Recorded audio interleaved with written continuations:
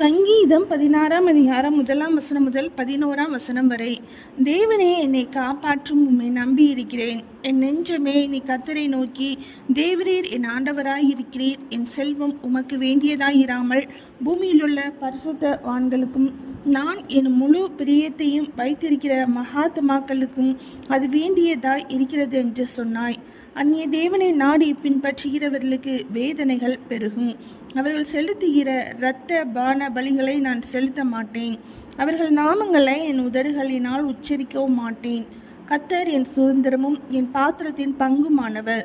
என் சுதந்திரத்தை தேவரீர் காப்பாற்றுகிறீர். நேர்த்தியான இடங்களில் எனக்கு பங்கு கிடைத்தது. ஆம், சிறப்பான சுதந்திரம் எனக்கு உண்டு. எனக்கு ஆலோசனை தந்து கர்த்தரை துதிப்பேன். ராக்காலங்களிலும் என் உள்ளிந்திரியங்கள் என்னை உணர்த்தும். கர்த்தரை எப்பொழுதும் எனக்கு முன்பாக வைத்திருக்கிறேன். அவரின் வலது பாசத்தில் இருக்கிறபடியால் நான் அசைக்கப்படுவதில்லை. ஆகையால் என் இருதயம் பூரித்தது, என் மகிமை கலிகூர்ந்தது, என் மாம்சமும் நம்பிக்கையோடு தங்கியிருக்கும். என் ஆத்மாவை பாதாளத்தில் விடீர், உம்முடைய பரிசுத்தவானை அழிவை காண ஒட்டீர். ஜீவ மார்க்கத்தை எனக்கு தெரியப்படுத்துவீர். உம்முடைய சமூகத்தில் பரிபூரண ஆனந்தமும் உம்முடைய வலது பாரிசத்தில் நித்திய பேரின்பமும் உண்டு. சங்கீதம் 16ஆம் அதிகாரம் முடிந்தது.